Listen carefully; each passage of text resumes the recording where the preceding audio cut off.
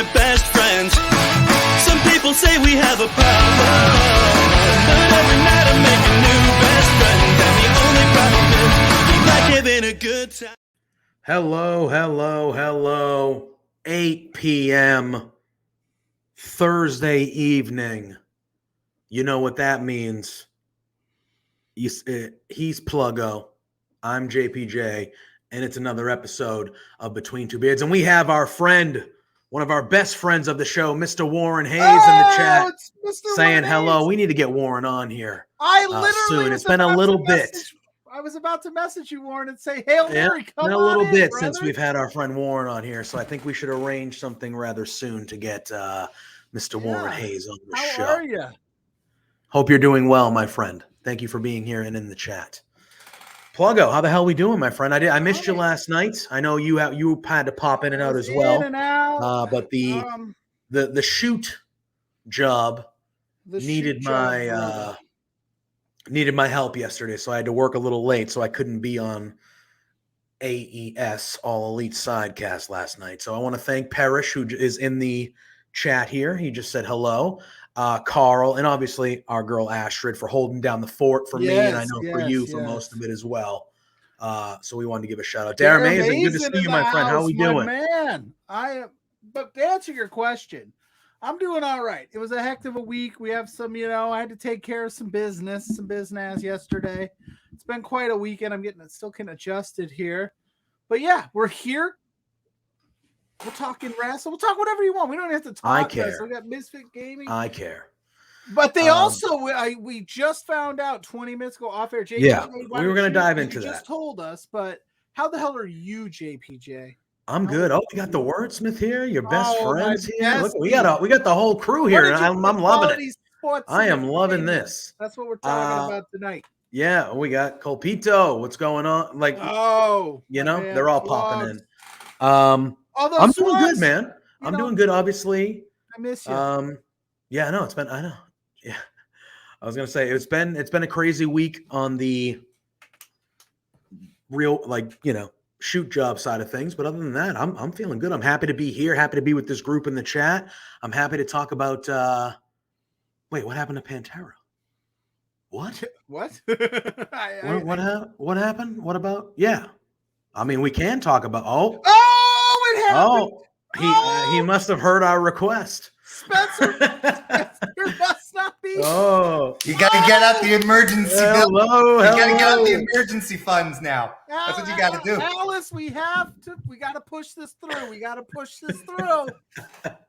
Make sure the check clears. We'll deal with that on Monday. How are you, my friend? Warren Hayes, how are you? I'm fine. How are you guys doing? We are good. Excellent. Look, I was getting everything set up and ready for the show, and I'm unusually ready quite ahead of time, as opposed to usually where I'm scrambling till the last minute, but everything's pretty much set. So I'm like, and I got your Twitch notifications. Like, I'll go say hi to the boys. Yeah, there we go. We appreciate it. Literally, I saw you pop in the chat. Literally, as you did it, I was about to mess you, like, hey, got a minute? Hail Mary, pop in. There you go. You gotta love it. There you go. Gotta love it. Well, how are you? What is on the mind? Look, you see what I have on here? I do. I have on. It's my LIJ cap. Los Ingorbenables de Japón, because the G1 is starting this weekend, right? That is true. And it is a very unique G1 that we are going to be experiencing this year. It's the first format change since 2010. Instead of having the usual 2 blocks of round robin excitement, look at me, I'm working for New Japan now. But instead of having the 2 regular blocks, we're having 4 blocks. There's 28 guys in the tournament this year. It's absolutely wild. This is throwing everyone who usually covers the G1 for a loop, because we're like, look, literally anything can happen at this point. Is this going to throw off the booking patterns? And the way things are set up, most nights will have if you've watched a G1 previously, let me preface this with that. Yeah. you'd set in, you'd have a night of G1, and you'd have all your block matches for Block A. Then the next night, you'd have all the matches from Block B, and then back to A, back to B, and so on and so forth till you get to the end. Gotcha. Now we're getting one match per block per night. Oh, so we're getting A, B, C, and D on one Gotcha. night. Then we get, and so on and so forth. There's a couple of exceptions. There's a couple of nights where there's two matches per block, or 2 matches just in Block C, so on and so forth. But that's really interesting. That's really, really fascinating. So it's going to be a really wild one this year. I'm really excited to see how it's we going got Spencer. Yeah, no shit. Wait, Warren is expensive. What the heck? Well, doesn't this guy run some big time promotion out in Edmonton? Yeah, he does. Fine. He does now. Yeah, I think it'll be okay. I think it'll be fine. Money is flowing in pro wrestling, depending on which promotion you're talking about or So not I've been talking told. about. Warren, you are, in my opinion, one of the best in terms of the G1 and the New Japan breakdown. How hard is your head? How hard have you been able to keep your head from exploding? Yeah, and I will ask this as well, because they release the schedules well in advance, because this goes for a while. Is the schedule bigger now because of the or is it within the same time frame as the usual, or is it holy crap, this is a while? Okay, now. so here's the thing. This is the wild thing, is that as viewers, we're getting more matches. Yeah. Right. But it's actually better for all the wrestlers involved, because they're getting longer breaks between matches. Right. Yeah, that makes sense. So they're all wrestling the same amount of matches. There's more matches. There's inevitably more matches. There's 28 dudes. There's 4 blocks, inevitably. But a lot of the guys have extended breaks. Well, I mean, longer breaks, because the G1 is renowned for being very grueling, because you're gone for a month and you're wrestling, every other day or every second or third day, and it's very, very demanding on the body. Look, I'll give you an example here. Jeff Cobb, because I've got all of this figured out, right? Jeff Cobb, right? He wrestles on night 1, night 16. His next match is going to be on night 1 on July 16. That's what I meant. Yeah. His next match is going to be on July 24th, which is a week later, right? It's been a week last, yeah. 6 days later, July 31st is his next match after that. Then 4 days later, then 7 days later, and there's only one night where he's wrestling the next day. So it's a lot better for the bodies of the guys at the same time. And I think El Fantasmo has a 12-day gap at some point, something ridiculous like that. Because I think if I remember correctly from years past, listening to you break these things down, you have said some of these matches seem to be a little sluggish towards the end, because it's boom, boom, boom, boom. Well, the guys are exhausted. Yeah. And New Japan, from what I know, they don't take nights off in the ring and phone it in most of the time. No, they don't. That's the thing. They go hard. They go hard. The guys who end up with Yano in the block, Toru Yano, who's the goofy guy, for those of you who don't necessarily follow, but he's the comedy guy. Well, the guys who end up with Yano know that they are at least getting one night off, because you don't go hard with Yano. It's a bit of a nonsense match, and it's fine. You'll take a bump, but that's about it. As opposed to if you're in the main event with fucking Kazuchika Okada or Tetsuya Naito, or if you're getting stretched by Zack Sabre Jr., that's not a night off. You know what I mean? Listen to you try to be all proper professional on a stream that's not yours. You don't call Yano just Yano. Our fans can handle it. I love Toru Yano. What are you talking? What do we call him though? The Tokyo? No, Kid? that's no, someone else. Not Yano. I thought that was Yano. Am I That's wrong? Yujiro. That's Yujiro my Takahashi, God. who Get is me a outta here. shitbag. I need to go. That's home. fine. I need to call it a day. So I will ask Shut it this. down. I thought it was him. I am not a regular New Japan viewer, but Wrestle Kingdom I watch, the G1 I watch. Sure. Those are the things I watch. With it going from, because usually, way to go. Yeah, everyone pick on Pluggo, please. You said and ruin Warren's catchphrase. Oh man! no! I thought I was on. No, that's fucking wonderful. That's listen, internet haters. I can't get it all right all the time. That's wonderful. What I was gonna say is, and obviously, there are a lot of people that were rumored to maybe be in the G1 that are out injured and things like that too. There's stuff, But with it going from 2 blocks, because usually the 2 blocks are just so loaded. They're just so loaded with you're having fantastic matches night after night after night. And I think this will follow that route and do that. But now that there's 4 blocks, have the blocks been not watered down, but are they not as, because I vividly remember like sometimes there'd be like everyone would be like, holy crap, look at block P. It has, and you name 6 guys that were like top of the card, main event Wrestle Kingdom guys in just 1 block, and now that it's 4, even is it not as more, is it more laid out evenly? Well, that's a really interesting point because, I was reading articles in preparation for my own preview of the G1, which I'm doing tonight, by the way, on the Mr. Warren Hayes show. We start at 9 p.m. Eastern.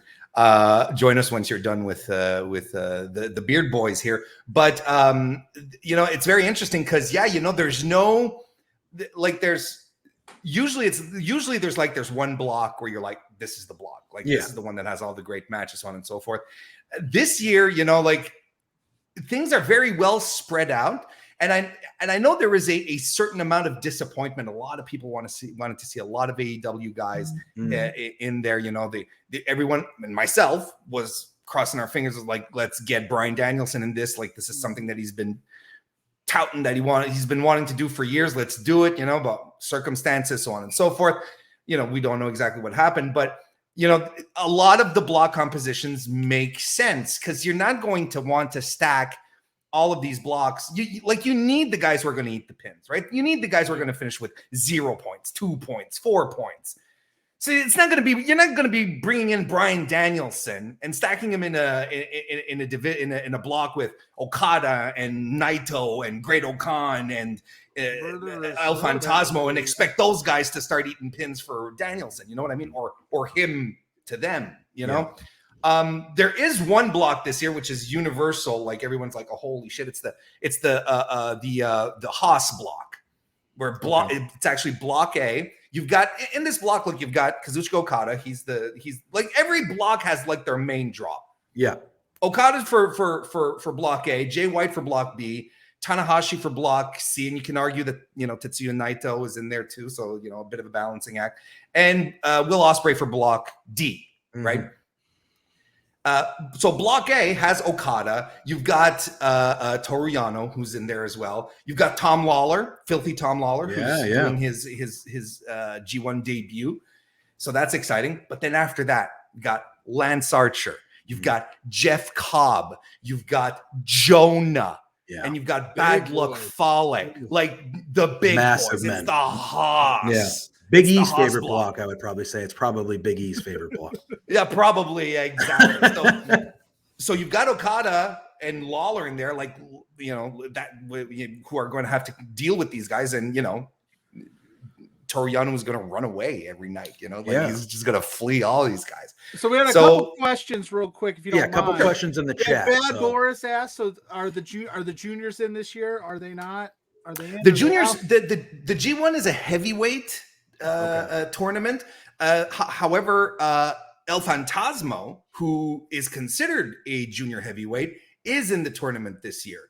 That happens from time to time, and that's usually the main indicator that this wrestler is ready to move on from the juniors to the heavyweights. So we'll see how that, because that's exactly what happened with Will Ospreay, Shingo Takagi, who were juniors. Then they pop into a G1 and they never look back. Then they start beefing up, kind of thing. And then what's his name? This other guy, Omega, Kenneth, I think something like that. Some Canadian, from Winnipeg of all fucking places. And then our buddy They're Amazing said, "So how do the finals work if there's going to be 4 blocks? Fatal 4? No, thank God, no. The semifinals are probably just one winner of each block, I would assume, right? There's semifinals and finals. Okay. The semifinals aren't exactly clear. Like I haven't found. Like we're all assuming it's block A versus block B and block C versus winner of block A versus winner of block B. Yeah. And winner of block C versus winner of block D, but it's not super clear. It's TBD everywhere. All right. Yeah, I wonder if they now in past, because it's point based, right? So it's point. It's kind of point based. So you think maybe when this is how it works. It's a round robin tournament, right? So everyone in the block fights each other. Let's go with the basics. Everyone fights each other. You get 2 points for a victory, 0 points for a loss. A draw, which happens seldom, but it has happened in the past, is 1 point. So whoever scores the most points gets the top of the block, and whoever wins the block moves on to this year the semifinals. If there's a tie, 2 guys with the same amount of points, whoever has the win over the other guy will be the tiebreaker. All right, that makes sense.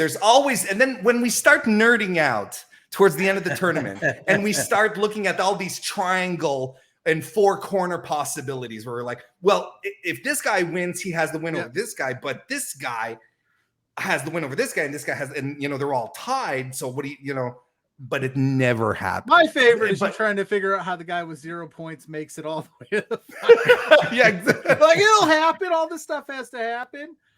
You try your best. And then I'm assuming that Spencer, he says he's from Winnipeg, you idiot. Yes, well, yes. That's but that's Chris thing? Jericho who that's said from that. Jericho. Yeah. Not that Omega guy. All right. I think he's retired now. Yeah, I think so. I will ask you. And yes, the Cinderella tournament is exactly actually that's it. It's the Cinderella tournament, which is exactly the same setup. Absolutely. All right, very cool. So who for Mr. Warren Hayes, who are your favorites? Who are, is it the big names that we always expect, or do you have any dark horses? I know you're going to dive in on your show, so I want to save, the heavy hitters for your own, but who do you got your eye on as who you expect to maybe take it or make a good run at least? Okay, sure. If you want the full thing, if you want the full Monty, come and check it out. And but I would say, I think everyone should keep an eye on Great O'Khan this year. He's in a block with Jay White, Tamatanga, Ishii, Tai Chi, Chase Owens, and Sonata. Technically speaking, outside of Jay White, there is no one in that block that is above his lane right now. Okay. And New Japan love the guy. And they really do. When they did, I think it was last week, right? They did a business presentation, right? A business update. I don't know if you guys saw this. They had the stage out and they had the PowerPoint presentation and so on and so forth. They had, of course, Hiroshi Tanahashi come out, right? Because he's the face, he's the ace of the universe, he's the division, right? Comes out and he promotes like whatever protein powder that they're doing, whatever. Then they bring out Hiromu Takahashi, right? He's the younger guy, he's the wild guy with the colors, and he comes out to promote some other bullshit. Who's the third guy they bring out? The only other wrestler they bring out is Great O'Khan. To plug more stuff, to plug the mobile app. They love this guy. Trust me on this. They love this guy at first, and now I was not on board, and he won me over. I was not on board. Absolutely not. I absolutely confess to that. He's going to have a surprisingly good G1 because everyone outside of Jay White, everyone in that division is someone that Great O'Khan can, in the way he's booked, of course, realistically beat. It's weird to say, kayfabe being realistic. You know what I mean? But in that aspect, he's definitely the one to look out for. And especially looking forward to his match with Ishii, because Ishii is pretty much systematically the MVP of the G1 year after year. He makes everyone looks good. All of his matches are good to great, some exceptional during some years. I think he's going to make this kid look like $1 million. I really do. All right. Yeah. Awesome. Go ahead. If I was to say, do you have anything else for the man, the myth, the legend, Mr. Warren Hayes? I asked my G1 questions. I feel good about the questions. I feel good about. We know you have your own show starting relatively soon, so we appreciate you popping in. Before I let you plug away at all your awesome stuff you got going on, I wanted to compliment you on your new setup. I'm glad the checks have cleared and you're able to afford such expensive house plants. Exactly. Loves budget. Exactly. I flew. These are actually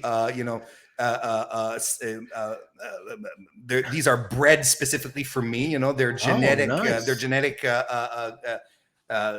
Arrangement has all been put together specifically for me. They're custom plans, essentially. Thank you, Spence.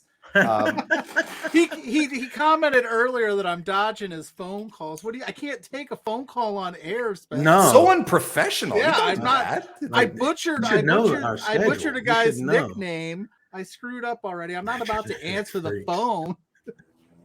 Those plants have 142% chance of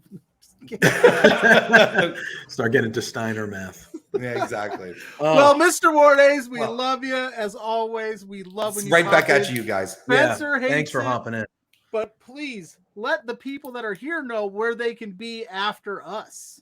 Yeah, youtube.com/Mr. Warren Hayes. Once we're done, once you guys are done with these beautiful gentlemen right here, come on over. It will be absolutely my pleasure to welcome you. And if you can't make it tonight, no big deal. You can just pop in and subscribe to the channel. And if, I saw a few of you were excited about the G1. I'm doing my G1 coverage again this year. So every 2 days, just like I did last year, I do a recap of the past 2 nights of action. I don't know how even for covering it this year is going to be weird. It's not going to be the same. I'm really excited to see how this is going to go. So if you want to hear more about the G1 and how things are going on, and I'm your Huckleberry, youtube.com/Mr. Warren Hayes. I'd love to have you. Best G1 coverage in the game, best New Japan coverage in the game, in my opinion. No, come on. I would second that notion. All right.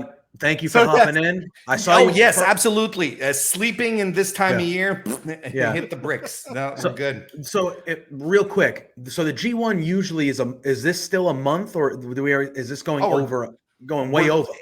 Well, not way over.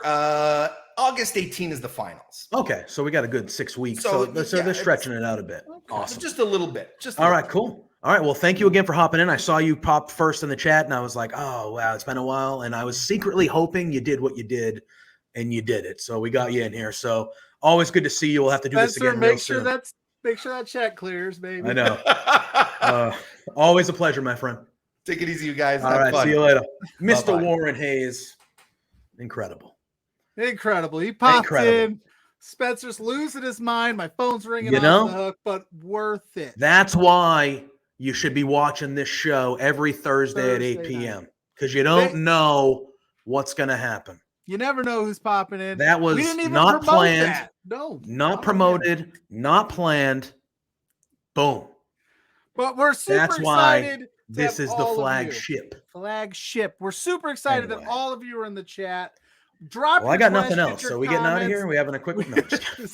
I do want to hop back. I know we touched on it earlier. Misfit Gamer sent us some highlighted chats in Twitch about some of the stuff going on. I think one of them happened to be about the WWE stuff. This one right here. Yes. Well, we are going to talk that. So we can dive into that right now. I didn't want him to feel slighted. So no, absolutely not. There was a memo within USA Network that went out this morning regarding WWE changing to TV 14. Apparently that was sent out prematurely and the day is not finalized. Yes. So let me pull this up. So around 1:45 this afternoon, Andrew Zarian, he tweeted that WWE Raw was going to be going from PG to TV 14 on the 18th, which is next Monday's edition of Raw. Obviously, that made the rounds on social media. Everyone, including myself, got super excited and was like, oh, wow, what does this mean? Yeah. What's going to happen? Does this mean the stuff's going to go back to maybe there's going to be blood or there's going to be a little bit more violent or more adult, I don't know, storylines, who knows, whatever, right? It's because The Miz has gigantic balls. Exactly. That's why they got to do it. Exactly. And then on top of that, Cody Rhodes then quote tweeted that report tweet with the winky face. And then everyone was like, oh, Cody convinced Vince to let him bleed when he comes back. Like, this is what they're doing, whatever. But then about 20 minutes or so before we came on at 8, around 7:30, shortly after that, Andrew Zarian quote tweeted his original report and said that there was a lot of things happening behind the scenes and that as of right now, Raw will not be going to TV 14 on the July 18th episode. However, a future date is a possibility. And then he said he will be going live tomorrow himself to go into the full details. So obviously, if this is a big, if it, depending on how you feel about WWE, it is what it is, but that would be a kind of a big deal. Like, they've been PG for what, 20 years? Like, it's been a long time since they've been PG. So I remember they switched to TV 14 a couple of times because of the Fiend stuff. But that never was really now that you anything. say that. Misfit Gamer saying someone WWE is trouble for leaking it. Probably. I would imagine they didn't want that out. I've always said this. I don't in any way, I don't want to say any way, shape, or form. That's too strong. I don't want full-blown Attitude Era. I don't want I don't either. I don't think we need that. I don't think anybody now should they maybe turn up the edge just a little bit? Yeah, I can't. I'm okay with that. I mean, I feel like AEW does a good job of balancing out because they're TV 14. Mm-hmm. They do a good job where it's not over the top, Attitude Era stuff, but there's still a little edge to the programming. I would say that. I would agree. And I just think you could do that. And I think that they're probably looking at it like, you know what, maybe, we should try to get some of these older viewers in, because the older viewers, such as that 18 to 49 demographic that they love so much that everybody talks about in wrestling, those are the people that spend the money, not the kids. Yes, correct. My kids ain't got money. Dad spends the money for them. Yeah. So you need to cater to both of us. Yeah. And our friend Big Bad Boris, he's awesome. Check him out. Oh yeah, he says go back and watch the Attitude Era stuff. It doesn't hold up at all. A lot of it doesn't. A lot of it doesn't. And and look, don't get me wrong. It's a time. And I wanted to touch into this comment or something along with those comments from Misfit Gamer there too. Yeah, the Attitude Era is, I feel like a lot of people look back at it as like, oh, that was the best that wrestling ever was. It was definitely the most popular wrestling ever was. And there's moments in it. Stone Cold, you had you had the talent, and there was great stuff that happened during the Attitude Era. However, shit. Oh no, you got us in trouble. We're on a roll here. I know. Oh man. Well, oh no. What do you want? We didn't do anything. Every month. We didn't. It just I happened. have to come on here. I've enjoyed a good week so far. And now I have to hop on Thursday again and reprimand you. Pluggo, answer my calls. What? You want to talk about it being unprofessional to answer a phone call on the stream? Well, so is going over budget, bud. What? That is the definition of unprofessional. That is the definition. That is this. Why? Why? It was me. Warren's expensive. He's a very expensive man, and rightfully so. Yeah, of course. Warren Hayes is handsome. He brings in the numbers. Yep. But you two, you take out those numbers. Those numbers are taken out. Right out of my bank account. My mental inventory is full, guys. What the fuck? He hacked the stream. Yeah, he did. I'm on stream. How could I have said, "Hey, Warren"? Like, how could I have done? My hands were up the whole time. Oh, I see you sending shit in the chat. What are you talking about? I see you. Hit the subscribe button. You got time to throw 30 emojis in the chat. Yeah, I'm trying to recoup the money that we lost. Or no, we allegedly lost. I thought he had a punch card. I thought the fifth time was free in the subway. Taryn taught you nothing. Taryn taught you nothing, Pluggo. Nothing about fiscal responsibility and sticking to a budget. Hi, JPJ. By the way, I know you're innocent in all of this. Don't worry. Thank you. I know this is 110% a Pluggo issue. Wow. Okay. So was that meeting or was that interview that I had with Taryn from accounting that's going to drop tomorrow exclusively on our Taryn? The entire half-hour seminar was for after Pluggo. That's entirely to be a seminar. Let's throw Pluggo a bone. Let's help a dude out. He's a good guy. It's been 3 weeks. Every month I have to hop on here and just be frustrated. I didn't realize that was a class I was supposed to take. I thought we were just hanging out. There was a quiz.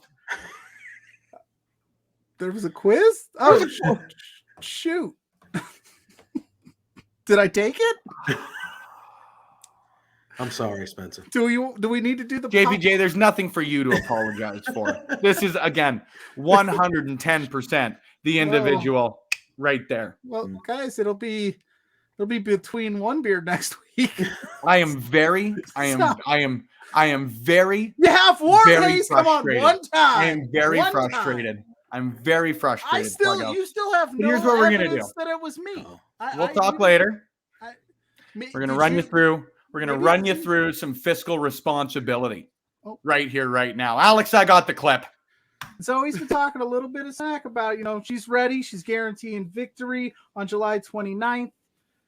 What do you got to say to that? Because like I said, the friendship was there, and now it seems like it's getting a little bit personal on her end, at least. On her end, totally. I don't know where this attitude came from. Like, as far as I knew, we were friends, and if she wanted to have a friendly competition, that would have been sweet. But I don't know. She's just kind of turned aggressive and nasty, and like it's almost like she thinks she's missed out on opportunities and things have been taken from her that she deserves, and that's just not the case.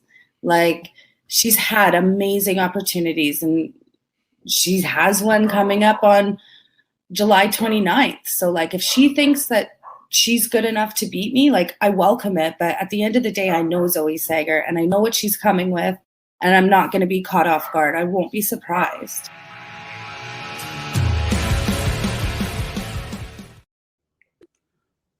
Uh-oh. Oh, he must called be you gone. You know what? I was going to tell him if he would have stayed in the chat. You did. It went straight to voicemail, Spencer. Wow. I tried to call. But anyway, that was my interview I did with Taryn from Accounting, talking LPW6, Welcome to Paradise. We talked about her Love Pro Wrestling Challenge Championship matchup with Zoe Sager on July 29th. She had a lot of great insight into that match. There's it's getting a little personal, so check that out exclusively. It drops tomorrow on our Patreon. Patreon.com/Love Wrestling CA. Make sure you hit that subscribe. Oh, look at that. If you do that, if you hit that little thing in the chat, the link will pop up. Get subscribed. Hopefully by the end, subscribe to this channel on Twitch. Drop us some bits, some likes, some subscribes. Tell your friends. Apparently, I need to recoup the money we just lost. I just got a message that says, Pluggo, that's coming out of your pocket. Oh boy, dude. My How much pockets trouble aren't are you dead getting deep. in over there, man? Oh, look at this, Mrs. Pluggo. Oh, she there feels it bad is. for me getting There it yelled at, is. So the boss is back. Thank you. There it my love. is. Spencer just yelled at me in front of everybody because I had Warren on. Honey, will you tell Spencer to stop yelling at me? Oh, shoot. My mic was supposed to be off for that. Yeah, it wasn't. There she is. Man. I don't. We have Big Bad Okay, Big Bad Boris he asked, and he got permission to give a little exclusive. So he can do what he wants. I do one thing. He probably see how he can do what he wants because he asked for permission. Oh, is that the key? You just asked? Yeah, here. You do it then ask for forgiveness. Well, yeah, yes, it is always better to ask for forgiveness. What is it? It's always better to ask for forgiveness than ask for permission. Right. And Big Bad Boris, he can do whatever he wants on our show anyway. Friend of the show. He was excellent. Excellent. So yes, let's drop that exclusive whenever you're feeling like it. Oh, how about this? The Punk and Pile Drivers podcast is coming to Love Wrestling very, very soon. I like that. I like punk music. That is I love Pile Drivers. Podcast. I love Big Bad Boris. I love wrestling. I'm going to say it right now. That's going to be fun as hell. You dropped it exclusively on this show. I think we need to come on. But Two Beards, Punk and Pile Drivers, let's make it night. Crossover. Have crossover. Crossover. We'll make that money back that got more in those beautiful plants. I know. And got you yelled at on air. You know what? For my fans, for our fans, worth it. For the people, I'll take that earful from Spencer. I'll show up tomorrow at his office and be like, what? And then he'll fire me. But hey, it was a good run. We had a great run. It was pretty good. Do I need to light some fireworks too? Just no, us off with a bang? Maybe next week. Maybe next week. Don't try to get too cocky in one episode. Like that's not going to go well. He's already clearly He's angry. already mad. He's already mad. Where were we? I don't even know where we were. We were talking about the TV4. Yes. Yes. So obviously that's up in the air. It doesn't look like it's happening anymore. But then Boris had a comment about the Attitude Era, and we were talking a little bit about the Attitude Era. Let's hear it. I do think in general, wrestling, WWE, Raw, whatever. Oh, and here you go. Fightful Select just dropped their WWE 14 exclusive. So once we finish up here, oh, look at this. Tonight is just what is tonight going is on? like I love it. Wait a minute. I love it. I promise on everything. I'm excited that he's in the room waiting. I had nothing to do with this guy. The budget is just gone. Yeah. This one's on the house, boys. Don't worry. Oh, all right. This one's on the house. How we doing, my friend? I Good have to see you. another exclusive. Oh. I'm not wearing any pants. Oh, fair. That's a shoot, actually. All right. I'm wearing shorts. Yeah, it's like you ever seen you always assume that like those sports center anchors are just they have the suit and the shirt and tie on, but underneath they're just shorts. And then the boxers. The boxers, yep, absolutely. Yeah, How Spencer, are you, my friend? Spencer said to hop on if I wanted to, and I'm like, why the hell not? I'm just sitting here watching the Blue Jays losing to the Kansas City Royals without 10 starters. So I was gonna say the Kansas City Royals, don't have 10 Isn't that crazy? Unbelievable. 10. The Red Sox experience, they lost a couple guys when we were up there a couple of weeks ago, and that we've been playing like shit ever since. But yeah, 10 guys. They said like 40% of the roster. Yeah. That's unbelievable. And we're still losing. Yeah. That's big news though. Punk and Pile Drivers podcast coming to Love Wrestling. That's good stuff. That's good I'm stuff very right excited. Very excited. Yeah, I just discovered that obviously after you came on and you promoted it, and I was like, I got to check it out, and now it is on my weekly listen list on Apple Music. I appreciate that. Apple Podcasts. I'm sorry. Yeah, I think it's a lot of fun. It's kind of a unique take to throw in the music and stuff in there, and I have a lot of fun with it. And I'm thinking, I was hoping this week, but we weren't able to get it done this week, so I'm hoping next week we'll make the big debut. Well, I'm going to tell you right now, Thursday nights, 8:00 is off limits. It's going to be it's not going to be live. It's going to be one of them on-demand things. So it's I was going to say though too. It's on your time, boss. I guess 8:00 could be opened up by tomorrow. Maybe, or at least it'll be open up. There'll be a slot open. Maybe to the no. He's came on in the past. For those that have been with us since day one, he's popped in and been disappointed. No, like when Sean Ross Sapp showed up. Yeah. Or the first couple times Warren came, he's never just without warning came on and just yelled at me. Yep. Well, he did. Tonight was the night. So, well. All right. Well, we were diving in. We were diving into the Raw rating stuff, which again, it's probably not as big a deal as some people made it out to be. And now, obviously, with the report saying it might not happen, but if a change does happen, Raw's been PG for a long time, a long time. Do you guys want me to hang out, or do you guys want me to get out of here? No, you can hang out. I was involving you in this. Yeah, you can hang out. Yeah, we're not. Yeah. We don't know what we're talking about. And you have a beard. Yeah, I know. So I never ask anybody to leave. In my eyes, it's just like, hang on until you got to go. You know the what only I mean? reason So, Warren like bull riding, because he does an awesome show right after ours, like exactly. right in the middle of ours. But yeah, you popped in. You can stay as long as you want. We got plenty to talk. Oh yeah. Yeah, in regards to that, I don't think anything's going to be like a big major change. I think it's going to be a little bit more like AEW, where you see a few more bitches and shits thrown in. Yeah. But language, grand maybe some scheme blood, of maybe. expecting, big giant changes like that. No, but I mean, who knows? I guess we have to wait and see. And I think that's where I'm at too. And Misfit Gamer had a comment a little earlier where he said, like, no matter the rating, if it's the same people booking the show, writing the show the way that it is, it's not gonna matter. And I agree with that because you can make it TV PG, TV 14, TV MA, but if we're still seeing rematches every week or still seeing one true story that they actually give a shit about and the rest they're still doing the same stuff, like, it doesn't really matter the rating. You know what I mean? Rating like, doesn't change the creative. So exactly. So I heard that, and there you go. This is a quote from the Fightful report. It says, "For those expecting a significant content adjustment, you might end up being disappointed." Go ahead. Like Pluggo. I said, I think it was more of just like we saw on Monday night. Lesnar said shit And I think it's maybe the network just going like, if you guys are going to slide those in, we might as well slap a 14 on it. I don't know. I haven't seen the report yet, the full thing from Fightful Select, and I'm not going to sit I think here. Harvey Weinstein said that, didn't he? No. If you guys are going to slide that in, we'll slap a 14 on it. Is that too far? Is that too far? I'm sorry. No. I'm sorry. Oh boy. I'm sorry. No. Spencer, I'm sorry. No, it's okay. I mean, Spencer has left the chat. No, I'm just kidding. Until he comes in and goes, Pluggo, you told him to tell that joke. What the hell were you doing? It's on my script.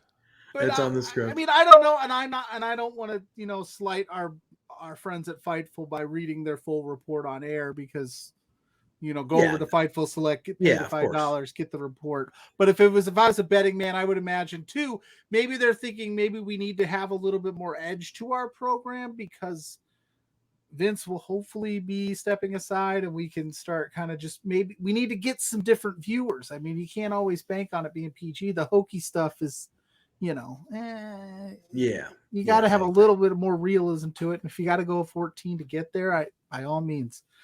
Yeah. Hab guy, welcome to the chat. Hab guy popped in saying hello. Good to see you, my friend. Yeah, again, like obviously we wanted to touch on it because it was a big news thing of the day, but I think we're all in a kind of agreement that even so, if it did happen, it's not going to be anything that was like we're going to turn on Raw the week that it happens and we're like, holy man, this is such a different show. Like it's not gonna be that way, Just more vomit. Yeah, exactly. Just again, like I said, it's just the Miz going, I got gigantic balls. Unbelievable. They've been riding that for like a month straight now. And like a month straight of that. It's incredible. So the other news that dropped last Friday. Saying an NXT Black and Gold proves you could be a PG product with an awesome program. I know that they're a media company and I know that they're all about just pumping out content and licensing things, but like, don't they realize that it's centered around wrestling? If the wrestling is really good, people will watch it. Oh, 100%. And just make the wrestling really good. And that seems what AEW is doing. Yeah, they use a little bit more harsher language at times, but it's because the wrestling is so good and the wrestling looks realistic and they're doing, crazy things and it just works.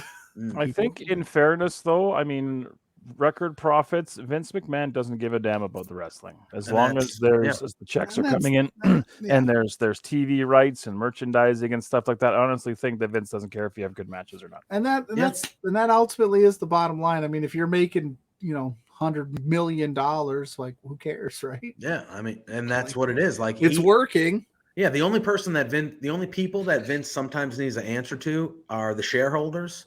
And most of the shareholders, I would bet, probably aren't lifelong wrestling fans or anything like that. They're looking at their bank accounts and they're looking at their investments, and they're all the highest that they've ever been. So they're like, all right, yeah, cool, like whatever. Like, the stuff that has come out, and it's funny because Boris is on here now. When the first, and we just mentioned Vince, when the first report about Vince happened, Boris was on the show that week, and we talked about it for a while. Yeah. And it just so happens that last week on Friday, so obviously the day after we do our show, a second report came out that said that Vince had agreed to pay more than $12 million over the past 16 years to suppress allegations of sexual misconduct. The payouts reportedly went to 4 women who were previously associated with WWE. The women reportedly signed agreements that prohibit them from discussing the potential legal claims against them. In the report, one of them said that there was $7.5 million paid to a former talent, like a former, and that when they stopped, that's when they didn't get renewed their contract. Some stuff like that came out where it was like, that's not, obviously the whole thing in general, not great. But for me, that's where it changes from just like, oh, this guy is a jerk and he's not doing good things, to where, oh, like this guy is in charge of people and he used literally to not renew this. You know what I mean? Oh. And that is where it gets to a different level for me. to the point where, and again, like most people, I don't think at the end of the day anything's going to happen to Vince. I don't. He might decide, maybe, which I doubt he will by his actions. He could decide down the line maybe to be like, all right, I'm just going to step away, whatever, but I don't think he's gonna. And I don't think anything's going to happen to him. But for me, that was the one part of the story when it's a former talent. Once she kind of made it clear she didn't want to continue their relationship, then she doesn't get her contract renewed and they start using her less, and things like that is where it's just a different level and a different category of things of just, oh, he was cheating on his wife. You know what I mean? I'd love to know who it is. It's none of my goddamn business, and I'm of very course, aware of that. But curious. And the Wall Street Journal said that that there's potentially more to come. Yeah. So depending what else is to come, that might finally be the straw that breaks the camel's back in terms of him stepping away. But yeah, it's an interesting time. This is a very, very, there's smoke, there's fire thing, and it's going to, like I said, there's fire. There's fire. Right. Yeah. And ultimately, like, the claims that are coming out are bad enough. And there's just going to be waves of people going, oh yeah, that happened to me too. This. It's just going to be, and unfortunately, there's a whole segment of people that just idolize Vince McMahon, because you see it in the comment sections of all the internet, Facebooks and Twitters, and there's all these people like, oh, what he did wasn't that bad. It was his money. Who cares? No, you're a publicly traded company. You're using your power as leverage over people. That's just gross. It's icky. It's bad. It's illegal. Yeah. And I just don't understand it. It's just it's giving me, and not the comparison that the Joe Paterno story vibes, where it's like all these people thought Joe Paterno was just innocent. He is a god. Yeah. And then as things started to get hairier and hairier and hairier, he passed away. So it all just kind of went away. Yeah. And it's like, this is just going to keep piling on in Vince. But Vince is so stubborn. He's going to hold on. He's going to be at the gates till the end. And it's just like, somebody in his family or in that circle needs to step in and just go, Vince, you're a billionaire. Just walk away from this. Own it.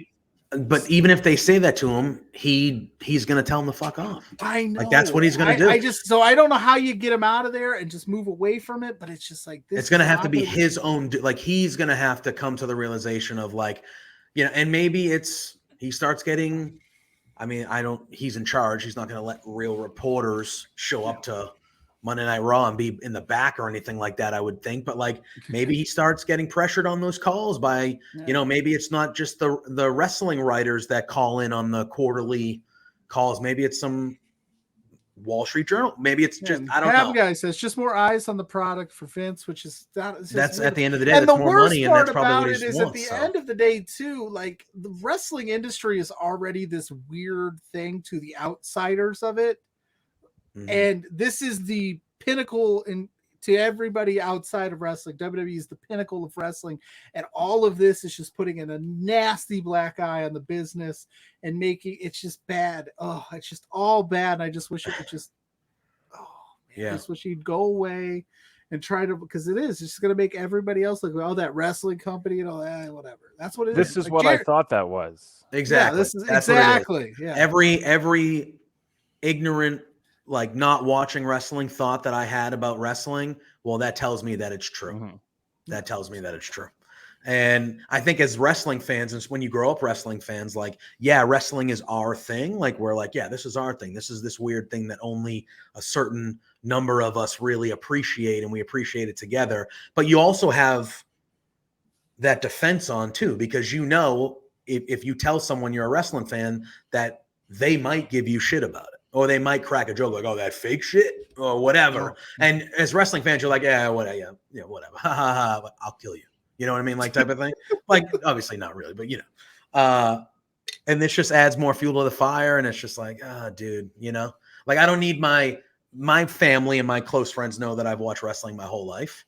Like, they don't ask me about wrestling. It's not like when I see my uncle, he's like, hey, what happened on Raw last week? He doesn't ask me that shit. How's Jungle Boy doing? Yeah, exactly. That doesn't happen to you? Yeah, no, he doesn't ask me that. But guess what? Like, next time I see him, he might be like, oh, man, that Vince story is crazy, huh?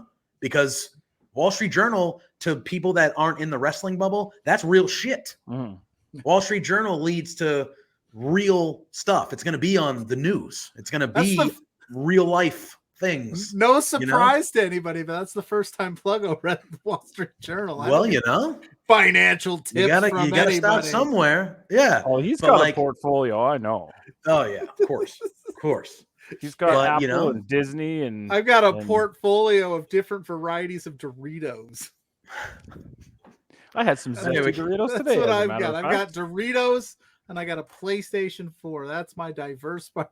I love it. We got Bobby, our buddy Bobby, showing up in the chat saying good evening, and he's happy to see Boris here again. We are too. Make sure you stick around tonight. We were surprised when we get out of here. To see Boris, Bobby. He just showed up. I know we've had surprises galore. We've had 3 unannounced. Just unannounced. Everyone's like, I gotta be on there tonight. I gotta be. Tonight's the night, man. I love it. But yeah, make sure you stay on here, because once we finish, whenever we get out of here, starting shortly after, you got Bobby and Papa Smokes with the best MLW coverage you will find. Major Love MLW Wrestling news actually came out today that they got a deal with Hot Topic, and they're going to. Oh yes, I did for merch, right? Yes, that'll be a great revenue stream for those guys for sure. And they just got an action figure deal lined up. They're doing some big things. Yeah, they're doing some stuff. We've had some former MLW talents on the show. Speaking of which, Alex Kane, Myron Reed just linked up with the Boomaye Club. I'm excited for that. That's a good bearing. Yeah, and then Throwback. Thank you for subscribing, brother. We appreciate that. So be like Throwback and hit that subscribe button, because you don't want to miss anything that goes on here at Love Wrestling. Get those beautiful emojis with my face on it, JPJ's face, Spencer's face. Hopefully Boris gets one soon, since he's going to be coming into the fold. You want that. And then on top of it, you get exclusive access to the chat when LPW shows happen every month, and we're always in there having a good time. So hit that subscribe button. Be like our buddy Throwback. Do it now if you can. And Bobby is saying that you can already start ordering shirts and hoodies on their website. So that's pretty cool. And that's a big deal. Like, that's how big is that glass? Hold that glass up again. Oh yeah, it's a vase. Look at that vase. My lord. So that's become a character on this show. Yeah, my wife. I'm not the first to notice that. Yes, my wife brings it down. So long story short, I went to a wedding where it was that was a centerpiece, wasn't it? It was a centerpiece. I was going to say that. Okay. My wife got sick of going up and down, and some other groomsmen at the wedding filled one up. So she's like, I want to do that too. So she took one off the centerpiece. They filled it up for her. She stole it and brought it home. Wow. So if my cousin who just got married is listening, I've got your centerpiece here, but we're keeping it. I'll pay you for it. But yeah, so now she brings it down and presents me with the vase every show. She did it last week during our Bobby Sharp interview, and JPJ goes, doesn't she know we're interviewing somebody? How great did Bobby look at the last Love show, guys? Oh, fantastic. Amazing. And for me, that was the first time I've ever seen him. That was the first time I've ever seen him wrestle. So like, that was, I had heard the story of him being out for a long time, but him being independent wrestler for a long time, coming up on 20 years. And he was out with a big major injury, and that was the first time I ever seen him. And he looked amazing. Yeah, it might be the best shape of his career so far. Yeah. So yeah, very good, very good. Yeah, he was a great interview too. We had him for almost the whole first hour of the show. He was really good. I would definitely like to chat with him. If you're in the chat and you're new, go back and check that out. Yeah, check that out. All right. Well, Boris, before we get you out of here, obviously you made an announcement a little bit earlier in the chat before you hopped on. So for those who just jumped in recently, why don't you share the official exclusive news here, and then tell everyone where they can see you, they can find you on the social webs, do some plugging, and do your thing. So for the past just over a year, I've been doing a podcast called Punk and Pile Drivers. It basically takes my two loves, which is wrestling and music, and puts them together. I interview my friends and people from the local wrestling scene, and we talk about wrestling. But I also have them pick out a couple of songs they like, any artist, any genre, and they talk about the songs that they like. And it just kind of brings the two of my things together. And Spencer has graciously offered me a spot on the Love Wrestling media roster. Nice. So I'm hoping starting next week, you're going to see those move over there to Love Wrestling. I'm very excited about that. Don't forget, July the 29th, we are going to welcome you to Paradise at the Rec Room in South Edmonton, Alberta, Canada, for our Love Pro Wrestling 6. Huge 6-man main event. The Rads taking on the Clandestine Society with Michael Allen, Richard Clark. Zoe Sager going to get a shot at the Love Wrestling Challenge Championship against Taryn from Accounting. Friendship out the window when the gold's on the line. I kind of get that.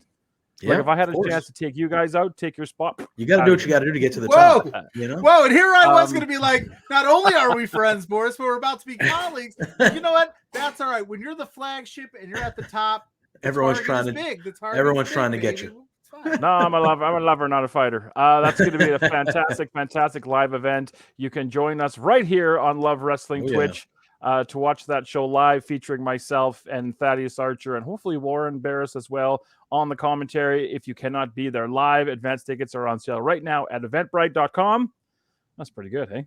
That is pretty good. And you can follow me. Knows what he's doing down there. Yeah. You know? You can follow me at BB Boris on the Twitter and on the Instagram. I am BB Boris1.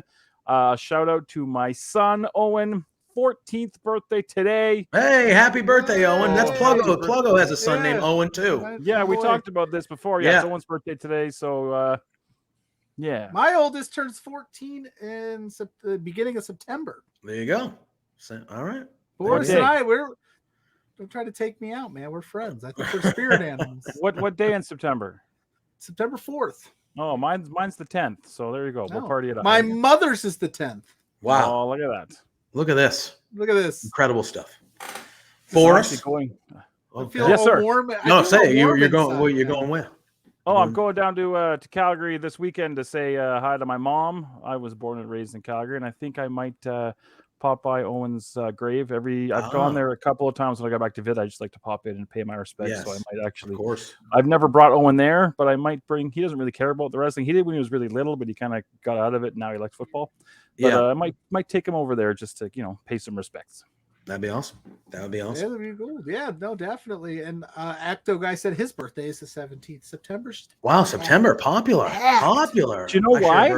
I share a birthday with The Rock. So do you know why the September's popular? Why? Because everybody does it on New Year's Eve. Fair. Yeah, that's probably true. That's what I think anyway. Yeah. Well, you got that week window from like Christmas to New Year's Eve where it's holidays, everyone's feeling good, drinking. And then drinking, even if having some fun, going to parties. You could say like Valentine's Day is right in there. I know it's not quite the same math, but it early, could. late. It could. Yeah. There's a whole stretch of like 6 weeks where some loving can go down. You know what I mean? I know my oldest was supposed to be in August. He waited a week and like a few days, like it was like 8 or 9 days after he was supposed to be out. So party. Yeah. All right. Well, what do you do? Big Bad Boris, we love you. Thank you so much for popping in. The show's been off the rails. We're glad to welcome you into the fold, welcome you to the family, the Love Wrestling family. Yeah. Thank you, guys. I appreciate that. I love coming on here. You guys are awesome. Thank you. Thank you. And hopefully we'll get you on here very, very soon again. We'll make that happen. All right. Peace. Have a good rest of your night, my friend. Thank you. Thanks, boss. All right. Big Bad Boris, man. Murderer's row of guests right there. We got Warren Hayes at the beginning. Yeah. You get the boss coming in and yelling at you. And I love how everybody yells at me. Just me. Spencer, like on this record. isn't. This is on. Yeah, I know. He said it more than he said it twice. He said, "You got nothing to be sorry for, JPJ." And I went, "Party, man, party." I go, "I'm just minding my business over here, minding my business." The show is called Between Two Beers. Between both of us. I know. It's not a one-man deal. Yeah. Hell, look at this guy right here. Look at this guy right here. We got three. Get out of here, Alex. He had no idea that was happening. He had no idea. He's like, huh? No, there's 3 of us. It's a 3-man. It's like a tricycle. Tripod. It's a tripod. It's a tripod. You kick one of our legs out. You see that movie, The Girl Next Door? Girl Next Door. Love that movie. We're a motherfucking tripod. That's what he says. Oh my God, it's so good. Anyway, I think this show's about over. I don't know. Do we even have wrestling to talk about anymore? I don't. You want to do a draft and get out of here? What are we doing? Oh, I don't don't know. Anybody in the chat, give us. So Ecto guy, who we just surprised on the screen there, he came up with. We would do a draft of Dream Wardlow opponents, which we thought was pretty good.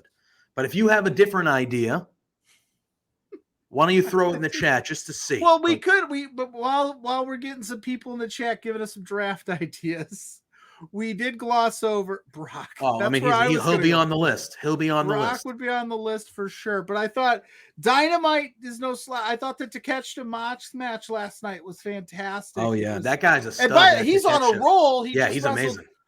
He wrestled Eddie Kingston. By the way, we were talking about internet haters earlier. And get over yourselves. Eddie Kingston would kill everybody. Okay, here's the thing, right? Trash. And Pluggo, I don't know if you feel the same way, but there's no secret from looking at me that I am a heftier fella, correct? I grew up that way. We could call this show Between Two Bellies if we wanted. We could, right? I don't care about it. Doesn't define who I am. It's whatever. Anybody that shames, and they did this shit with Adam Cole too, about him being too small. Opposite. You know? Those dudes would wreck you. Yeah. It's one of those things where it's like, who the fuck cares? Yeah. Do you know when in the 90s, not every wrestler had a friggin' 8-pack? Dusty Rhodes. Yeah. Dusty Rhodes is one of the greatest professional wrestlers to ever live. You know what? He looks like me. Mm-hmm. You know? It's like, it's just the dumbest shit I've ever heard in my life. And I just don't understand. I don't know. It's very bizarre. Like, you look at Eddie Kingston, you watch Eddie Kingston. The guy evokes more emotion than 95% of professional wrestlers when he's using the microphone. The crowd adores him, myself included. I knew who Eddie Kingston was, but I never watched Eddie Kingston before AEW. So this is my first go round with Eddie Kingston since he's been on AEW. And I care more about his character and him as a person than I do the majority of the wrestling industry, because every time I hear him talk, I believe him. Yeah. I 100% believe him. I don't think you watch other wrestlers and you're like, oh yeah, he's cutting a promo. I watch Eddie Kingston and I go, no, he's just talking about his life. He's just talking. And he has banger matches. Is he going to be doing fucking acai moonsaults? No, he's not. But he's going to chop the shit out of you and give you some suplexes and beat the shit out of you. Oh yeah. And he doesn't need to be 265 with an 8-pack and 6'4" to do that. Nobody needs to. This is Watch the history of wrestling, guys. There have been wrestlers in all shapes and sizes. It comes back to what we've talked about on this show since day one. Sense. Day one, we've been united, and if you don't like something, just change the channel. Like, wrestling, if you don't like Eddie Kingston because he's got a little bit of a gut, you're a piece of shit.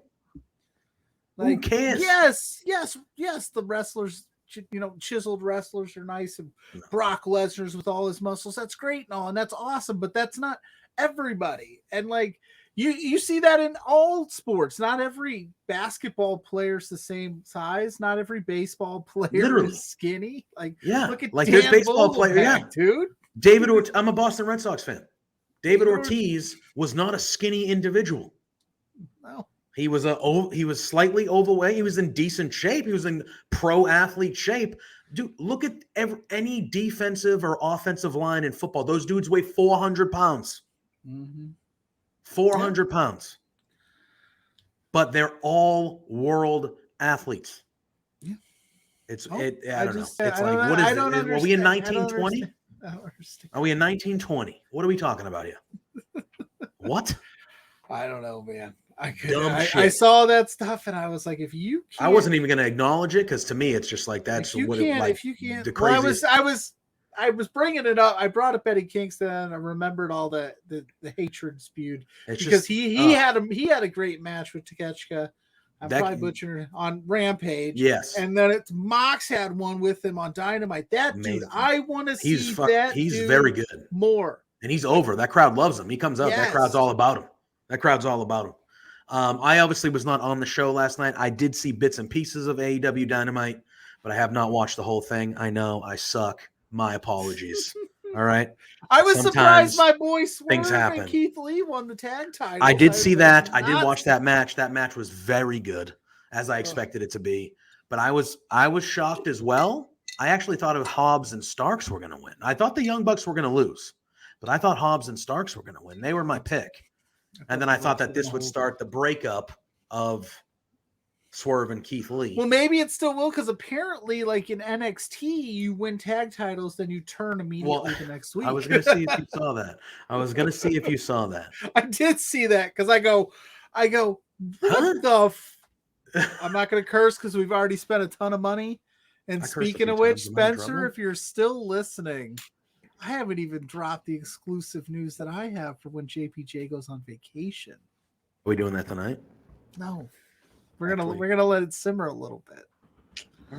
The guest I know what the news is. Not cheap. Not cheap. One could say worth the weight in gold. Yes. One could say. Hint, hint. One could say. Hint, hint. Anyway, but yes, I saw that stuff on NXT.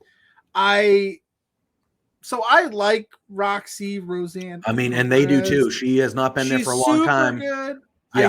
I hated all the stuff where they were teasing like she's gonna cash in for the tag titles, because I think, like, come on. Yeah. Nobody should ever have to cash in any type of Money in the Bank for WWE tag titles, because there's already such a devoid of a roster when it comes to that. So then they win them, which I didn't know if that was the right move. I picked Toxic Attraction. Yeah. But it makes sense. Start the decline of Mandy. Why have Cora Jade turn on her in that moment? I don't know. And they're still tag champs. Is yes, Cora she gonna throw the belt at Roxanne and say, do your thing? Bizarre. Like, you just like, what? Here's my thing, right? They killed a guy. They did. They killed a guy like weeks ago, and that made more sense. Yeah, it's okay. So I have no problem with the story being, hey, these girls are friends, but Cora Jade turns on Roxy because what's her name? Roxanne, right? Roxanne Perez, yeah. Roxanne. She was Roxy, right? That's what she was in Ring of Honor, correct? Roxy. Mm-hmm. So I got no problem with the story being, oh, hey, they're friends, they're helping each other against a common enemy, blah, blah, blah. But then Cora Jade's like, yo, who's this new girl? And ends up turning on her. I have a problem with the fact that why do they need to be champions? You couldn't have they could have lost last week, but still been friends. And then Cora Jade's at ringside to help root her friend on and make sure that the other Toxic Attraction ladies don't get involved. And then the same shit could have happened. That happened. And then it's like, okay, cool. Cora cost her. So now they're not, and then they can have a one-on-one feud, and then Roxanne gets the title, because that's clearly where she's going. She's going to be NXT women's champion at some point. Then she gets a title match later on down the line where it's fair and she wins.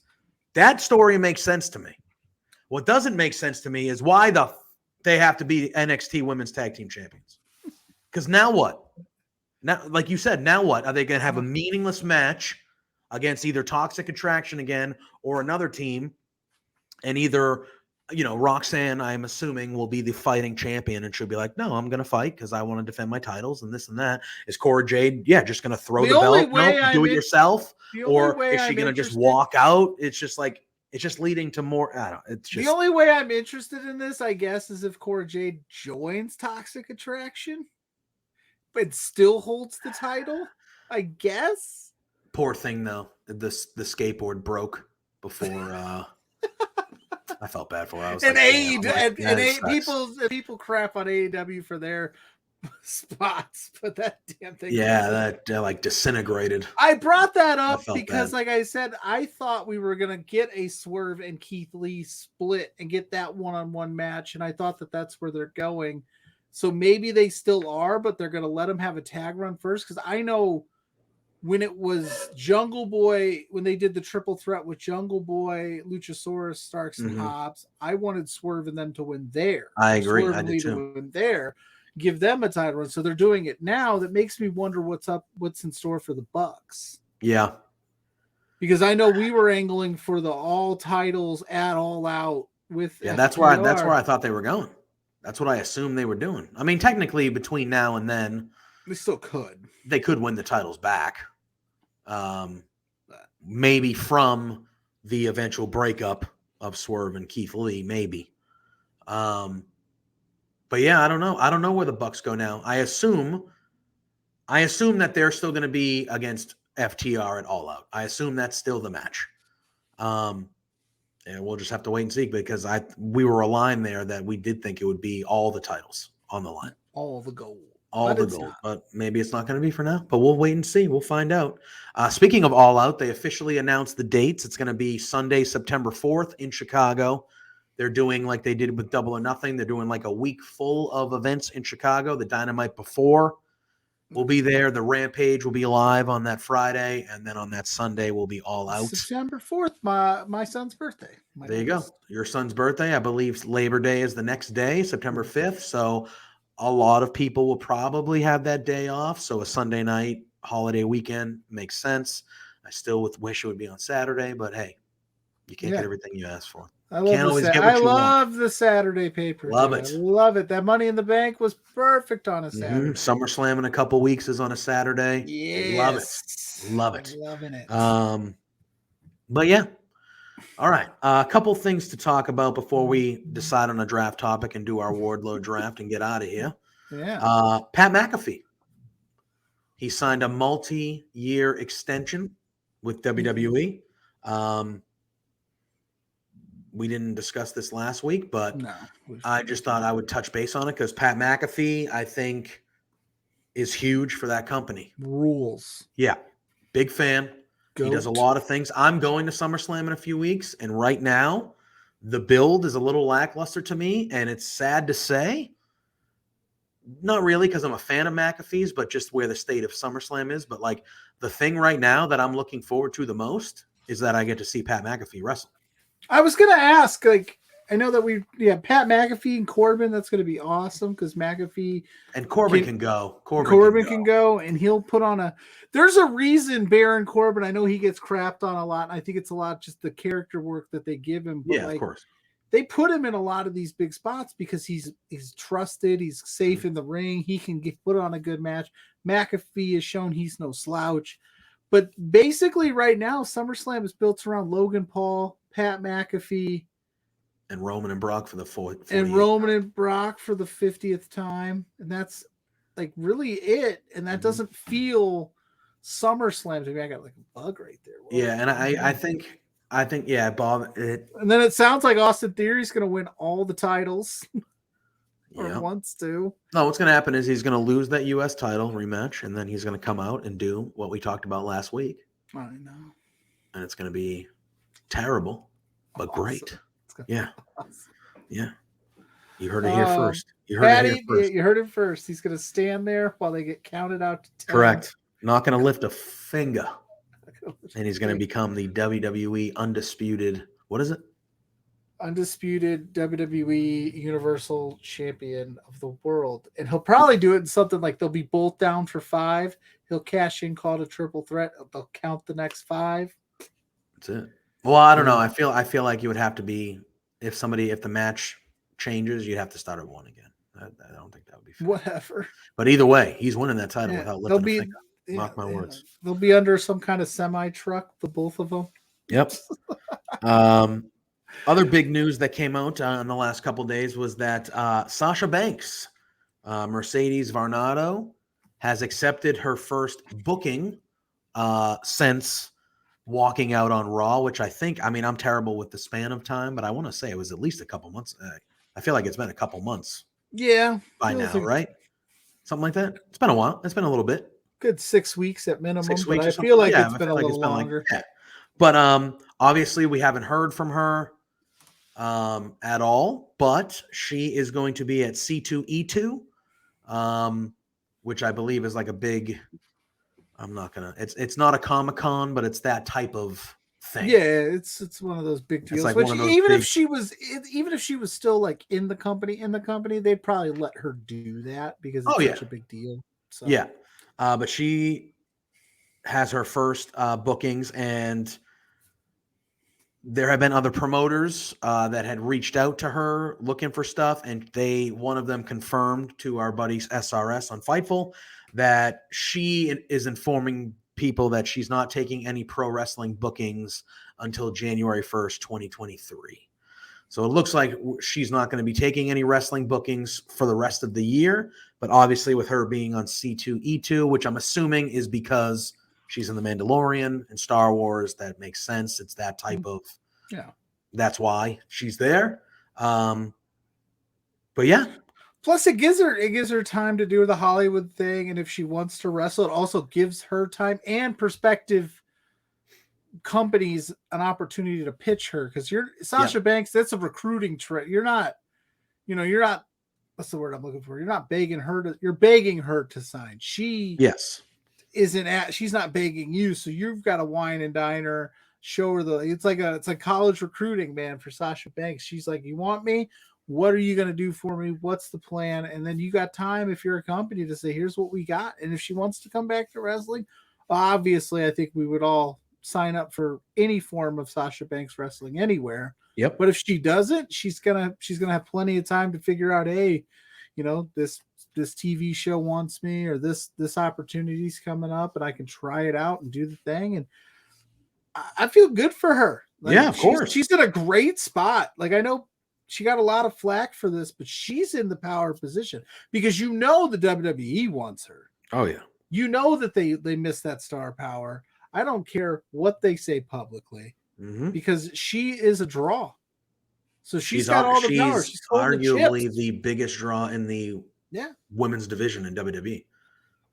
Without question. She's bigger than most of the men. She is. She's a top two. I would say she's a top 2 to 3 draw in the company.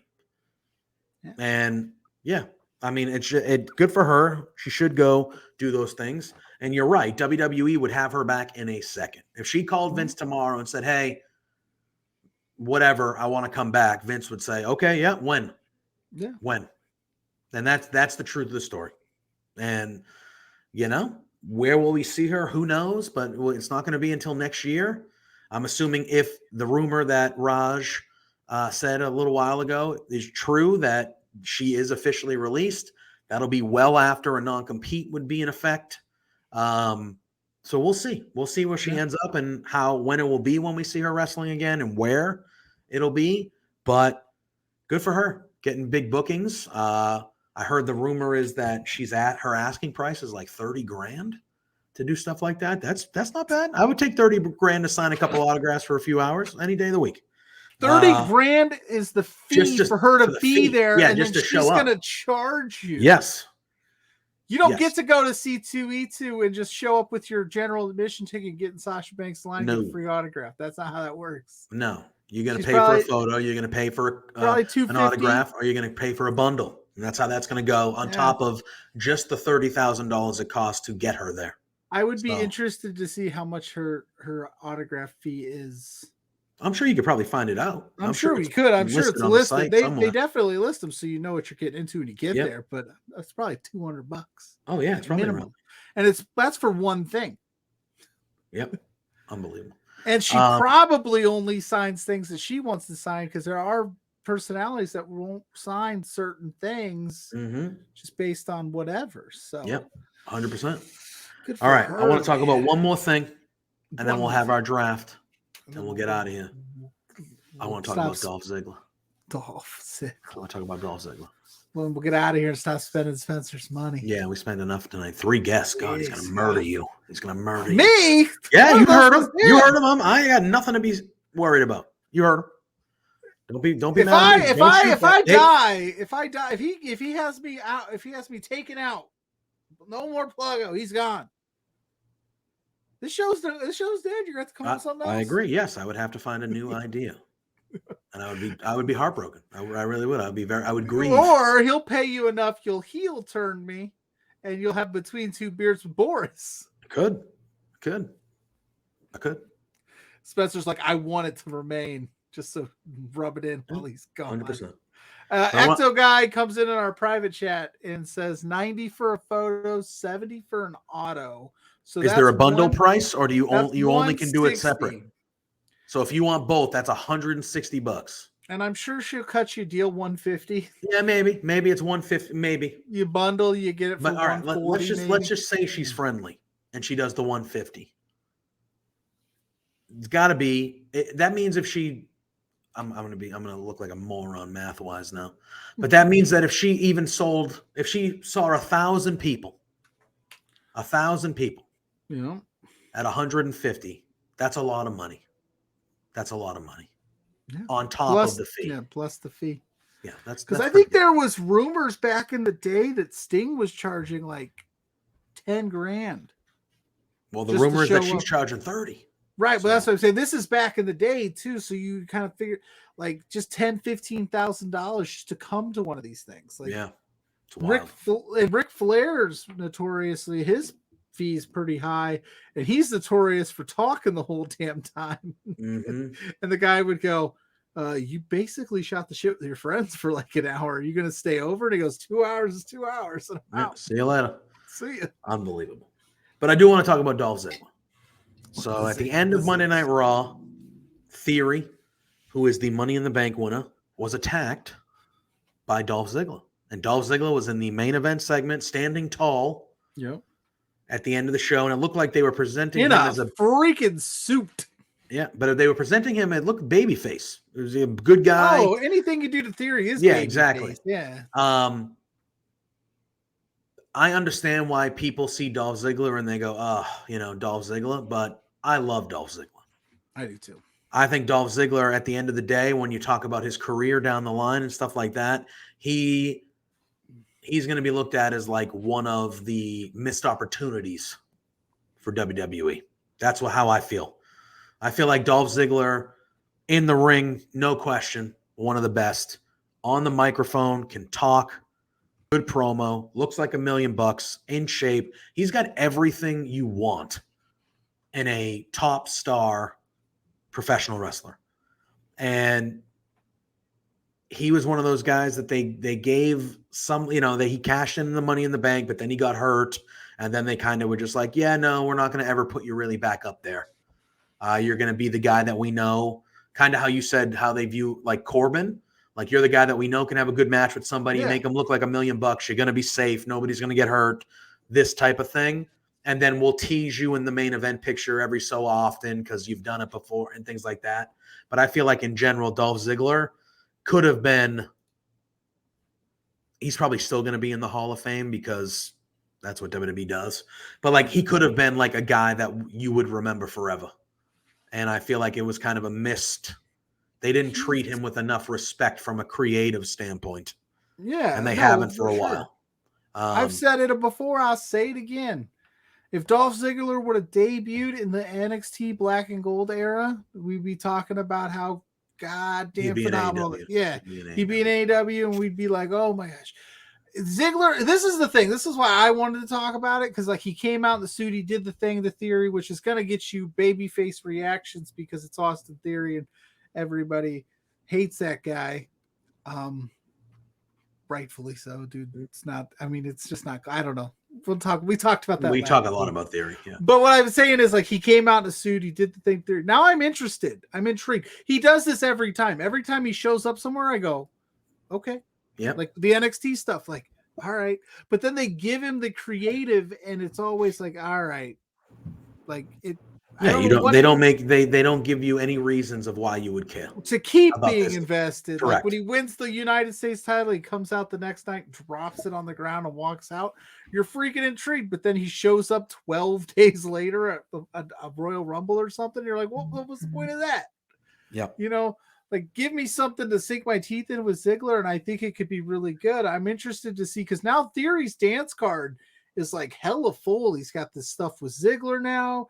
He's got Lashley at SummerSlam. He's been talking with Roman and Brock. So like his dance card is getting like super crowded. So I'm wondering what they're going to do here. Like, I actually am intrigued in this story now that they've added Ziggler, because it's like, all right, like, if you're Austin Theory, do you just blow off Dolph? I would. If I'm him, I show up and be like, why would I even mess with you? I've got 3 titles in my sights. Like, I'm not even going to mess around with this. So we'll see what happens. Ziggs is in a suit. I love it. What are you going to do? Oh, I love it. I love it a lot. And yeah, I don't have a problem with Dolph Ziggler being involved, and I think there's a cool story they can tell with Theory, like kind of Ziggler, if Ziggler can look at Theory and be like, hey man, like the trajectory you're on, I was there, dude. Like I was that young guy. You know what I mean? Like I was that guy who was Money in the Bank winner. I was younger. Look where it got me. And look what happened. They and again, he's going to be a good guy. So I don't think he's going to do the you people bullshit, but like, you know what I mean? Like, look where it got me. Like I was. But in this era of WWE, he could do the WWE forgot about me. Yeah, you Brass could. forgot about me. Yeah, that's a good These idea. people have always wanted me to be. Yep. And they've just never let me have it. He could spin it that way. Well, I'm super interested to see what happens. Yeah, I am. I can't believe I'm saying that about, because it's been a long time since Ziggler. 2022, Dolph Ziggler. Who would have thought? He would have thought. Well, all right. So let's do this. Let's play a little Manscaped video. Let's do that. We'll reset, and then we'll come back and we'll have our Wardlow Dream Opponent draft. And then we'll get the video bros in here early tonight, so they can clock in early and get some MLW coverage. That's what I'm saying. Baby. So why don't we play? We'll let Ecto Guy pick. I know we got a couple back there, but we'll let Ecto Guy pick. We'll pick a Manscaped. We'll pay the bills a little bit because Spencer needs us to start paying back some bills. So we'll pay the bills. We'll come back. We'll do our draft, and then we will skedaddle. Apparently, so the Major Love Wrestling boys you to do anything.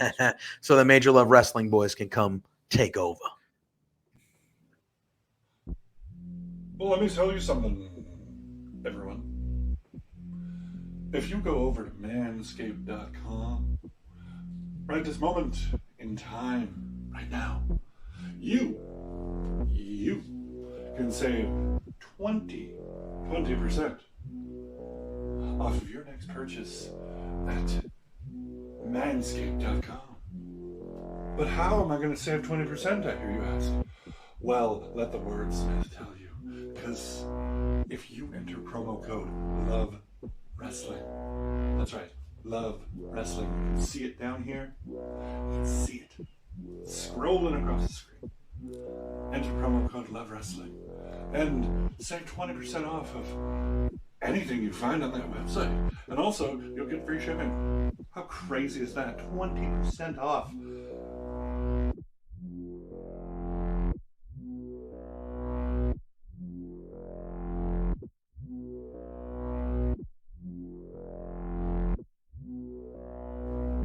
You can use it to buy the Lawnmower 4.0.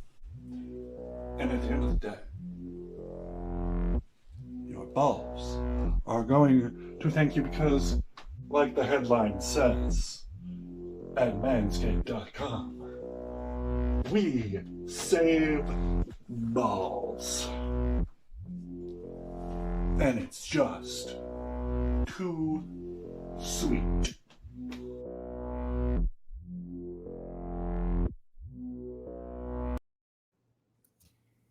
Manscaped.com, promo code Love Wrestling, 20% off, free shipping. Where at? Worldwide. Oh, and that's our best friend, the Wordsmith, who was in the chat a little earlier today. Yeah. Go to Manscaped. Let them know that we sent you there. Between Two Beards, Love Wrestling. Let them know that we sent you there. But yes, go there and get that promo code. Keep it all nice and tight with the beard hairs, the body hairs. They got you. So we're going to draft battle. Here. We haven't done this in a while. We're not doing Star Wars this week because I didn't watch it because life got hectic with everybody being sick in my house. So I didn't have a chance, but I will get back on that horse definitely next week. we're gonna draft battle. We're gonna play some Patreon exclusive stuff with the upcoming match that we talked about earlier. A little bit. And then we're gonna get out of here and let these video bros kill it tonight. So let's do this, Alex. Play the clip. It's time. Draft battle! Beautiful looking dudes on that. I know, it's nice, right? All right. How are we going to determine who Alex goes got first? that sexy singing voice too. How are we going to determine who goes first in this battle? This is Wardlow Dream Opponents. So I think you're younger than me, so I don't want to say the youngest. Grandpa. I know. Alex just said that I go first. So all right, Alex. Alex he is decides. in charge. I mean, I feel like it's obvious. It was said in the chat earlier. Yeah. The Kiss Demon. It's Brock Lesnar. Oh. Number one overall for me. Dream matchup for Wardlow is Brock Lesnar. Well, that's where I was going to go. Yeah. And this is obviously, as by my choice, you can tell, Forbidden Door style, can pick anybody in any. Yes, so we're going anywhere with this. And I'm going to go off the wall, and it happened yesterday, and I wanted a one-on-one match between Wardlow and Danhausen, but Danhausen gets to use the chainsaw. Wow. All right. Fair. I just want to see Wardlow take that thing and go break it in half.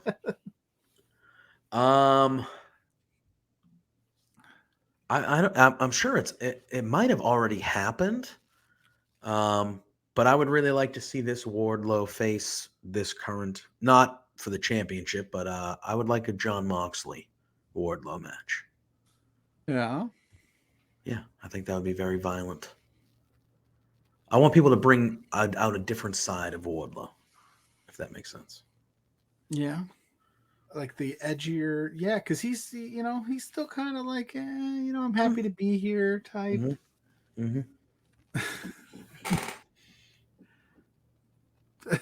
Popular draft choice, I see.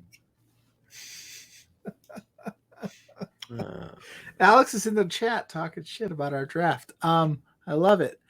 For me, I guess number 2, if I had to pick, can I say Roman Reigns? Like, we might as well get those two meaty men slapping meat together. Since you're taking Brock, I've got to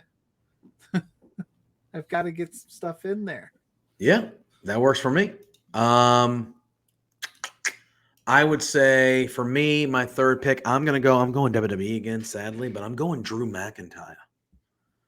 I think they're both huge individuals, and I would like to see them go at it. I'm picking Drew McIntyre. There you go. Well, you left him for me. I can't believe you left him for me. You did it, and I'm going to take Marco Stunt. I just want to see. Is that real?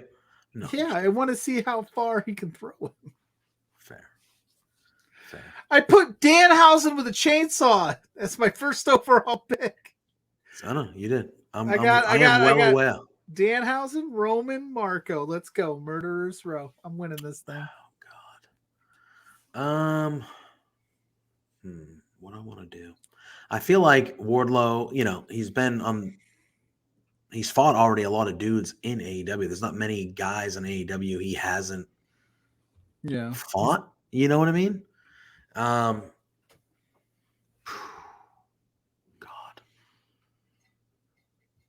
Can I go? I'm going to go off. He's not really wrestling anywhere right now, but I'm going to say that I would like Wardlow. I'm going to say Bray Wyatt. That's what I'm going to say. Interesting. That's what I'm going to say. I want the Fiend, really, but that I'll go Bray Wyatt. When he's healthy, I want Big E.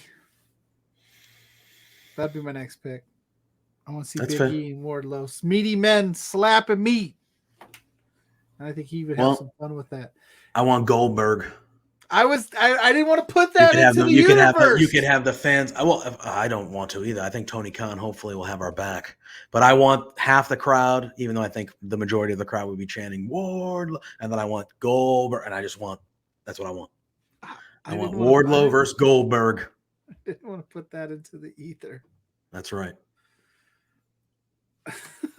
Now it's ruined. Is that my fourth one or fifth one? Throw the whole damn draft. I think that was my fourth. That was my fifth, so I have all five. If Goldberg and Wardlow ever wrestle each other, I'm going to be so mad at you. Sorry, bro. Just imagine the dual chance. That's all I'm going to say. Just imagine the dual chance and how lovely they'll be. Your last pick, Pluggo. I don't even want to. Before we can mercifully end this show. Mercifully. I'm gonna say it. No, don't do it. I'm gonna say it. You know what I'm gonna say. I think I do. If you're going Ryback, baby. Oh my God. He did it. Feed me more. And he's like, feed me war. And they just fight. Oh my God. I still think that Marco Stunt's the right move. Yeah, I think you're right. But all right, well, we're gonna get out of here. We've got one more little clip to play for everybody. Oh yeah, it's a good clip. Because we did. I don't know if you guys saw the news on the old interwebs. Love Wrestling has a Patreon. Sure do. Patreon.com/LoveWrestlingCA. We're dropping exclusive little interviews around Love Pro Wrestling coming up on July 29th. There's some other stuff coming to that Patreon stuff. So get signed up today.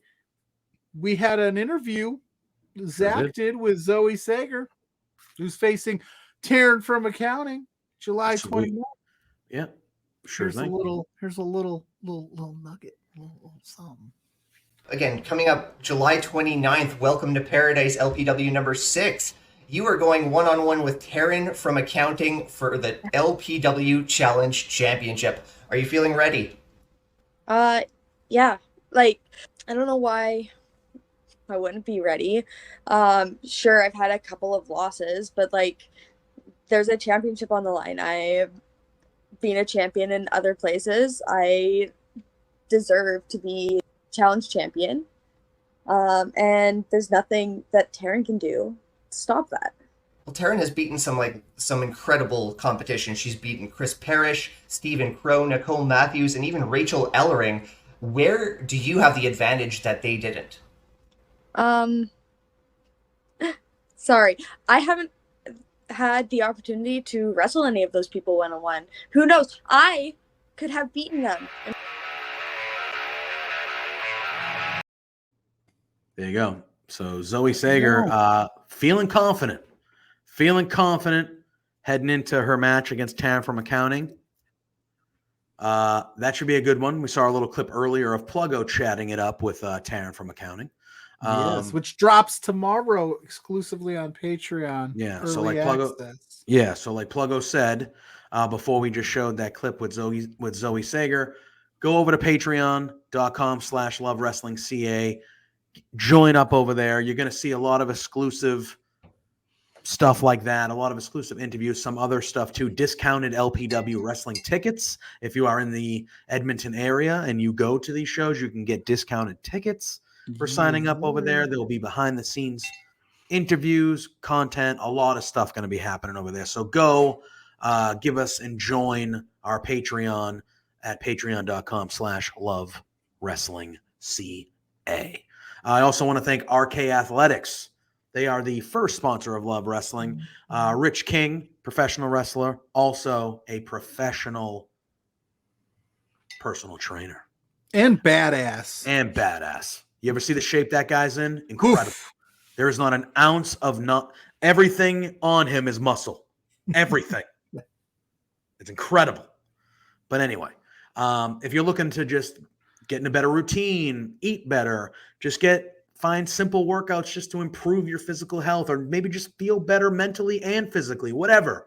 RK Athletics, they're the group you want to go to. You can follow them on RK Athletics 1 on all social medias. But give them a holler if you're looking to improve yourself physically, mentally, get a little bit better nutritionally, just to improve. If you need some help and you need some, like, I'm one of those people where I have spells where I hit the gym for a few months, but I need somebody there telling me to get my ass in gear. I can't just show up in a gym and be like, all right, I'm going to do this and that. If I don't have anyone there going like, hey, go do that and getting on me, I'm going to be like, oh, I'm tired. I think that's good for today. 15 minutes was good for today. I'm going to get out of here. Yeah. Oh, that's how I am. But if I had a personal trainer and someone who's as good at it as Rich and the team they have over there at Arcade Athletics 1, no, I wouldn't be looking the way I look right now. So go give them a follow at RK Athletics 1. Yes. Pluggo, let the people know where they can find you. What else we got coming up here on Love Pro Wrestling? Well, you can find me at Pluggo _ on Facebook, Twitter, Instagram, TikTok. I'm everywhere. Pluggo. Just look at Pluggo. That's me. I'm there. If you missed it this past Sunday, we did a little pack opening with some AEW cards. You can swing back on, with the Between Two Beards. Yep. See some of that here on Love Wrestling's Twitch. We had a little fun. You can see a lot of us. The next week, we got 2 shows planned. We got our All Elite Sidecast on Wednesday. Like I said, we got 3 shows. Then we're doing the 24-hour stream that Lawrence is setting up, putting together to, help raise funds for abortion awareness. And we are going to be doing Breakfast with the Beards Sunday. That's Saturday morning at 7 a.m. We're going to have to get up bright early. But you'll have us on our normal Thursday slot next week at 8. So you're going to see a lot of our faces next week. Just be ready. And you can find me over at Joseph _Poulin Jr., which you can see right down here. You can go follow me on my own personal Facebook at JPJ Loves Wrestling. Instagram as well as JPJ Loves Wrestling. You can go give me a follow on Twitch. Slight name change, but you can go follow me on Twitch at JPJ Loves Gaming because that's really what I do when I'm over there is I play a lot of MLB The Show, but some other things we're lumping in here or there. So you can go give us a follow there. Pluggo said at B2 Beards everywhere as well. Yep. Twitter, Facebook, TikTok. And go follow that Ecto guy. That Ecto guy. He's the guy that makes all the comments pop up and does all the fancy graphics and things like that. He's very important to what we do. Makes me look good on interviews. So, let Spencer on to yell at only Pluggo and not me. Hell? Wait, what the? Yeah. What are you doing? But yeah, go give Ecto guy a follow. Give him some love. That Ecto guy. But for him, behind the scenes, for Pluggo, I am JPJ. I want to thank all of you, and I want to thank Warren Hayes for hopping on. I want to thank Spencer Love for hopping on, even though he yelled at Pluggo. And I want to thank Big Bad Boris for popping on. Those were all unexpected, not planned. They just hopped on. Mrs. Pluggo popped in. Mrs. Pluggo making her weekly appearance with her vase of water for her bow. Her boo. Boo thing, yeah. Boo thing. I said bow, like, that's my bow. But anyway, on that note, stay tuned here very soon. Shortly after us, Papa Smokes, Big Money Bobby Munson, Major Love Wrestling, the best MLW coverage you will find. So don't go too far. They'll be on here shortly after us. But until next Thursday, for Pluggo, for the man behind the glass, I'm JPJ. Peace out. Spencer, I ain't coming tomorrow to that meeting.